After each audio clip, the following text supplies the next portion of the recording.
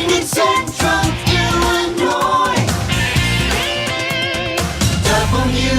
WHOW. Top of the morning. Thanks for being with us. I'm your host today, Seth Lawrence. The WHOW Morning Show streams to Facebook and YouTube, brought to you by Peterson Insurance, your Pekin Insurance agent in Clinton. My guest in studio today is Terri Lemmel with the DeWitt County Genealogical Society. And Terri, you read my mind, pulling that mic closer to you. Thanks for that. How are you this morning? I'm fine. How are you, Seth? Doing good, ready for this spring weather, and I'm sure you are too, because you have a big effort the Genealogical Society is embarking on, restoration of some headstones at the Soldiers Plot in Woodlawn Cemetery.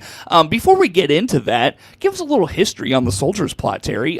Like myself, I'm sure there's a lot of people out there that don't know the entirety of the history, so what's going on with that?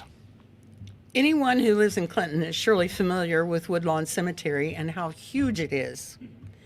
The entire cemetery began with the burial of one soldier in 1861 from the Civil War, and his father owned that property, and he was buried up on the hill. And a few months later, 5 more men from Clinton were killed at the Battle of Fort Donelson. They were buried next to him, and it just extrapolated from there. Mm-hmm.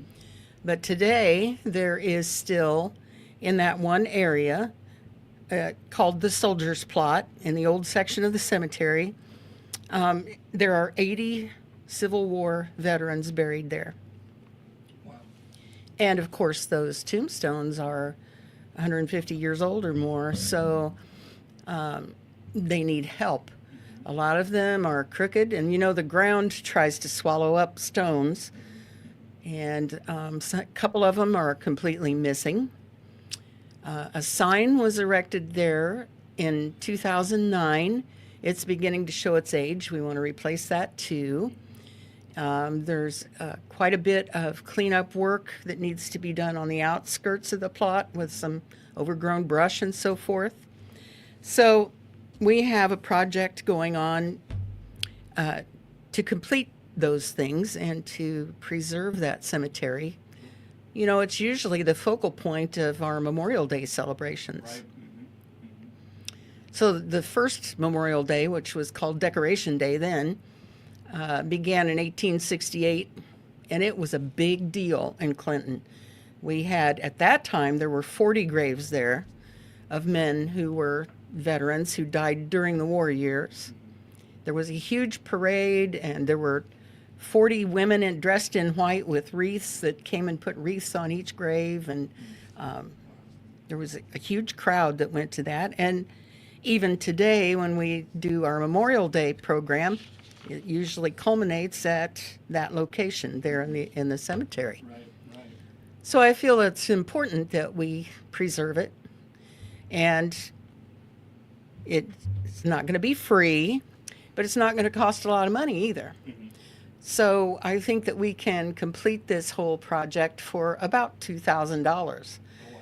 And that includes replacing the sign and fixing the tombstones. However, to repair the tombstones, we need some volunteers. So I have arranged with the Department of Natural Resources. Don Cobb there is in charge of cemetery preservation. Mm-hmm. And John Hyder is a cemetery preservation specialist. He'll be working with us. Mm-hmm. And they're going to do a workshop at the library on June 21st. And the Genealogical Society is going to be allowed 6 participants. The whole class is limited to 12, but they wanted to keep 6 spots open for the public. Mm-hmm. And it's $75 a person to take this class. It's a textbook learning in the morning at the library, mm-hmm. and then hands-on training at the Soldiers Plot in the afternoon. Okay, so not extensive then. No, they'll show you the basics, mm-hmm. and then you can take that knowledge and show others how it's done. There's a particular procedure for lifting those gravestones and setting them, level and everything. Okay. There are even a couple of gravestones that are broken in half. That can be repaired. Mm-hmm. there are at least 2 tombstones that I'm hoping I can get replacements from the Veterans Administration. Oh, okay. Yeah. You mentioned the ones that have sunk and they're missing. Were they, or I guess you said they're missing. Have they sunk into the ground? Were they like stolen? Do we know where their whereabouts? 2 that I know of. You can actually go on Ancestry.com and find the records of when. Let me back up just a little bit. Sure. Until 1879, soldiers' graves were marked by the government with a wooden marker.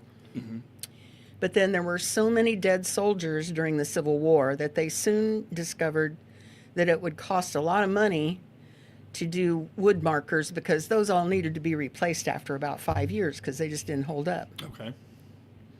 So they started using stone, marble, or whatever in the national cemeteries. Then in 1879, they allowed private cemeteries around the country to order those stones for their veterans buried there. So most of our older stones out there at the soldiers' plot were ordered in 1879. So there are 2 soldiers buried there, Reuben Ogborn and Asa Kane, who I have a record of their stones being ordered, but what happened after that, I don't know. Did they never arrive, or they were put in place and later damaged and removed? I don't know. I don't think that they've sunken clear into the ground, but it's possible, Yeah. especially if they fall over. When they're lying flat on the ground, it really takes no time at all for the ground to swallow them up. Interesting. So is that one you'll like? Is it appropriate to dig to see if they're there, or do There's you a just way get to probe for that. Yeah, or do you Yeah. just get new ones? Well, if we probe it and find that there is a stone under there, we can dig it up and reset it. But I think they're just completely missing. They're just missing. So do you replace them, or do you just leave them as is? No, the VA administration will replace them, but you have to have proof of the soldier's service Okay. and proof that they're actually buried there. That's the tricky part, Oh, really? because I don't think we have any records going back that far. Both of these 2 men that have stones missing died in 1862. Okay. However, I spoke to a man at the Veterans Administration, and he said, well, just send me whatever you have. It's in the paper that they are buried there. Is that good enough? I hope so. I guess we'll find out. Terri Lemmel, DeWitt County Genealogical Society. So you talked about the effort to clean up the tombstones, headstones, all those things of the soldiers' plot. Again, remind us the when and where on this, and can folks start to inquire, give you questions, things like that? Absolutely. If anybody wants to find out more about it or wants to come in and volunteer, they should call the Genealogical Society. It's 217-935-5174, extension 6. Leave a message. When you leave a message, it goes to our email, and I check our email frequently, even when we're not there. And I'd get back to them. And then I want to raise enough money to pay for the 6 volunteers that I'm putting in the class. Okay. So if you volunteer for this project, your class would be paid for. Gotcha. How are you raising money? How are you going about that effort? Well, I'm be happy to accept donations. And I have a couple of possible grants that I can go after. The projected completion date for this project is Memorial Day of 2026. Okay, so next year. Yes, and that'll be just in time to celebrate the nation's 250th birthday. Sure. How much is it to have the volunteers go through this course and all those things? The price Yes. is $75. A person? Yes. Okay. Gotcha. So what, 450-ish? Yes. 500? Yeah, somewhere in there. Yeah. Gotcha. And then it'll be another $500 to replace the sign. The sign that's up there is getting kind of old, and we have some additional information to put on it. Are you raising money for that too then? Yeah. Yeah. Yeah, the whole project, I think, is going to run about $2,000. Okay. Not a huge price tag. No, it's not. Yeah, very attainable for sure. So when it comes to this restoration, Terry, of the soldiers' plots, like where did this start? What prompted this? How about some of those things? This has been kind of escalating for a couple of years. 2 years ago this spring, we got a query at the Genealogical Society about one of the men buried up there. And so, like everybody else, I turned to the internet for the answer, right? So I looked on Find a Grave, and the city of Clinton has it's called a GIS map on their website, which is a map of the cemetery, and you can enter a name and find where they're buried. Well, I couldn't find this guy on either place, and I thought, well, what the heck? So I went up to the soldier's plot, found his gravestone, and it turns out that most of those soldiers are not on the city's GIS map because the gravestone itself does not have birth and death dates. It just has their name and their company and battalion or regiment that they served in. Okay. So a lot of those guys had not been positively identified. So that, excuse me, led us to do a deep study last summer. We spent most of the summer researching these guys up there, and there's some really interesting stories, let me tell you, about some of those guys buried there. And we put together a couple of binders.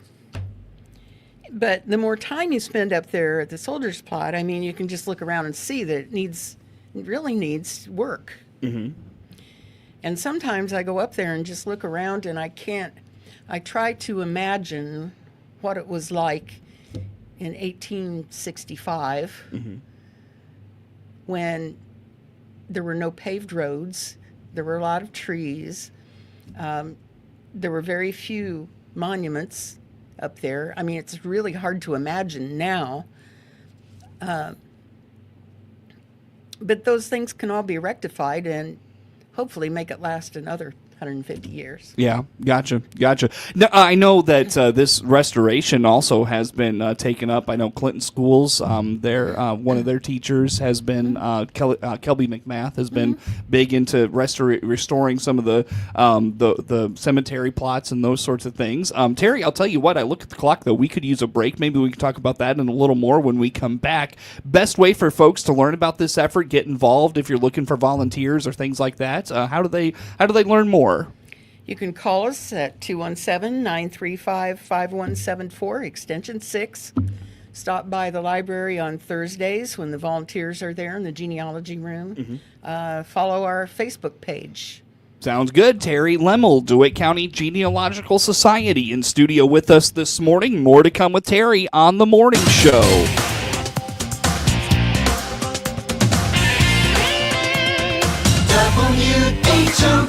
WHOW.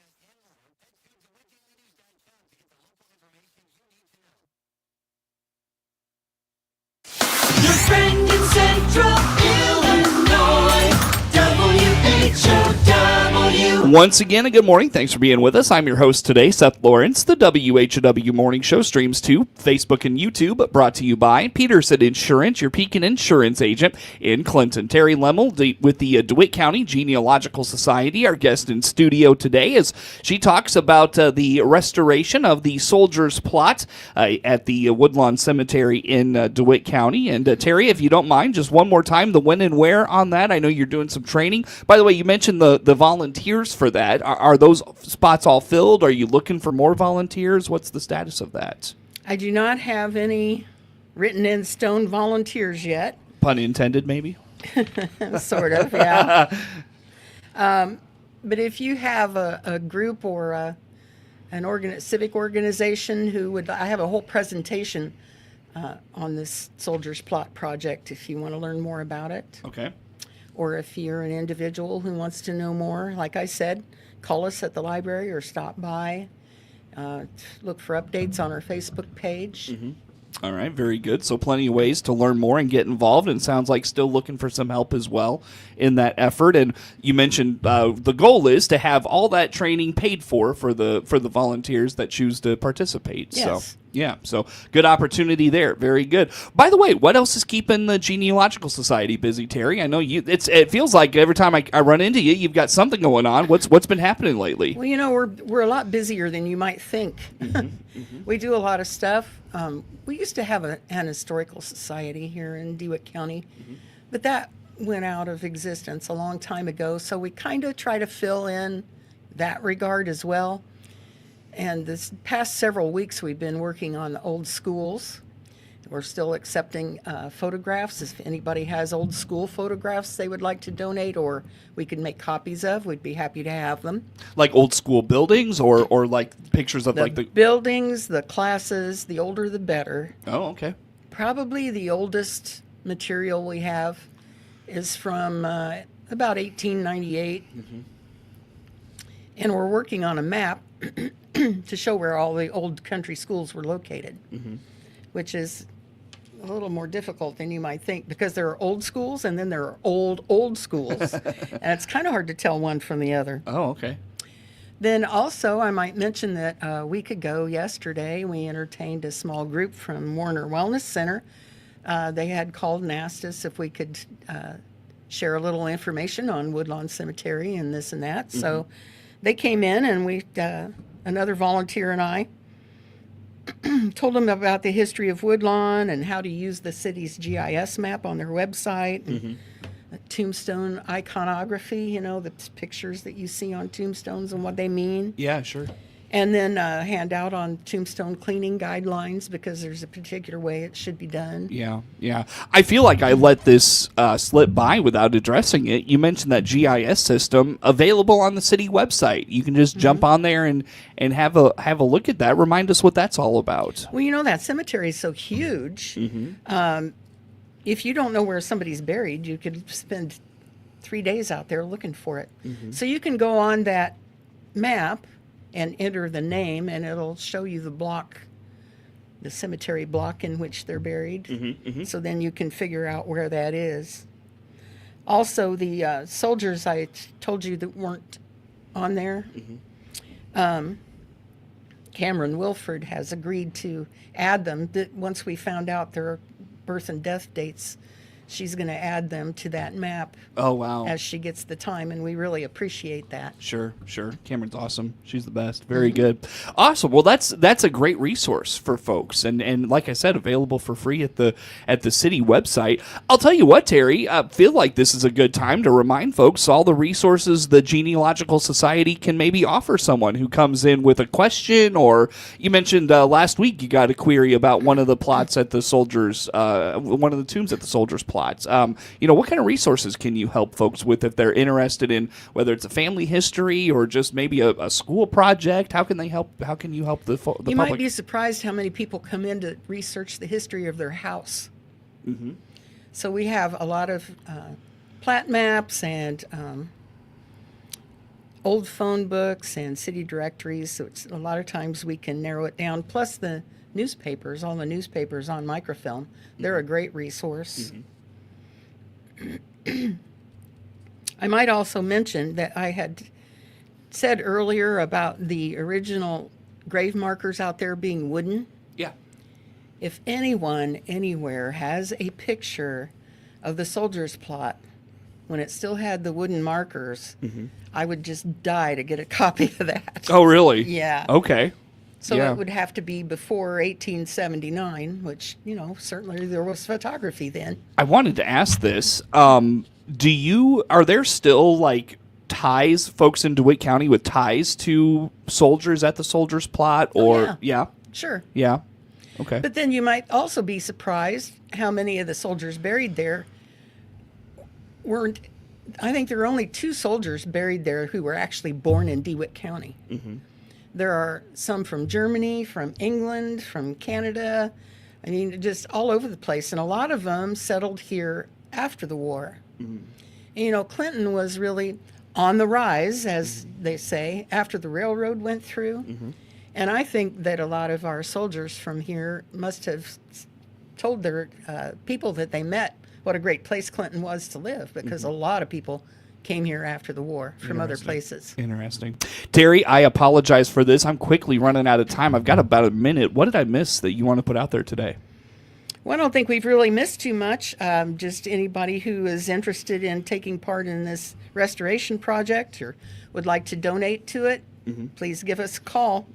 And that number one more time is? It's 217-935-5174, extension 6. Extension 6.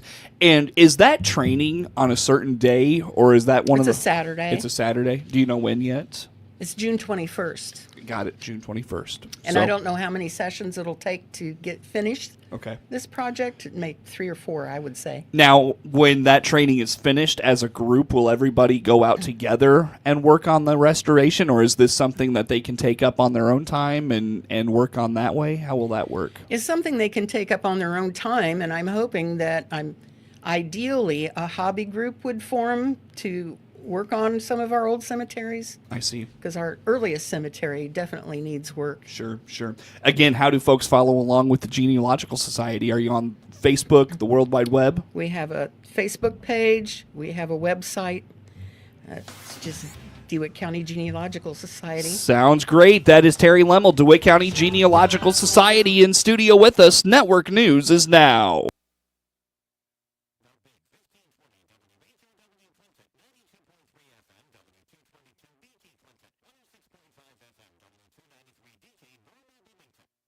News this hour from townhall.com. I'm Rich Thomason. Wisconsin voters heading to the polls today in a closely watched election for a seat on the state Supreme Court, which has national implications for the future of President Trump's legislative agenda. Former Wisconsin Attorney General Brad Schimmel is the conservative candidate for the Supreme Court. My opponent went out and promised she was going to engage in congressional map redistricting, which would result in, she said, 2 Republican congressional seats turning Democrat. That's the danger, because you take out 2 Republican congressional districts, and suddenly now you have at the national level, President Trump doesn't have any majority behind him. They see a great opportunity to change not just Wisconsin politics, but American politics. Polling places in Wisconsin will be open until 7 p.m. local time tonight. Spending in the hotly contested Supreme Court race expected to exceed $100 million. There are 2 congressional races being decided today in Florida. In the 6th district, voters will fill the seat left vacant when Republican Michael Waltz took the job of Trump National Security Advisor. And in the 1st congressional district, the seat that was held by Republican Matt Gaetz is up for grabs. President Trump says the U.S. has been ripped off by its trading partners for way too long, and that's about to end. The president has dubbed Wednesday Liberation Day. It's when he will raise U.S. tariffs to match what other countries charge. White House Press Secretary Caroline Leavitt. He's doing this in the best interest of the American worker. Businesses are unsure what the tariffs' impact will be. The stock market has tumbled over the past few weeks, and Goldman Sachs raised its forecast for inflation. Greg Clugston, Washington. The powerful storms that hammered the South and the upper Midwest are blamed for at least a half dozen deaths, including 3 children in Michigan. Watching Wall Street, the Dow down 270 points. The NASDAQ is off 34. More on these stories at townhall.com. Financing a home, especially in today's market, is one of the biggest decisions you'll make for your family. Work with a mortgage company that puts you first. I do. Work with a lender founded on biblical principles like do unto others as you'd have them do unto you. I do. It's Mike Gallagher for the only mortgage company I've used for almost a decade now when financing or refinancing fellowship home loans. I'm friends with the owners, Mike and Brian. I even have them on my show occasionally. I know the care their team puts into every single customer. I can personally tell you that it's a smooth, stress-free process, and that's due to Fellowship's level of service and expertise that puts you in the right loan for your family.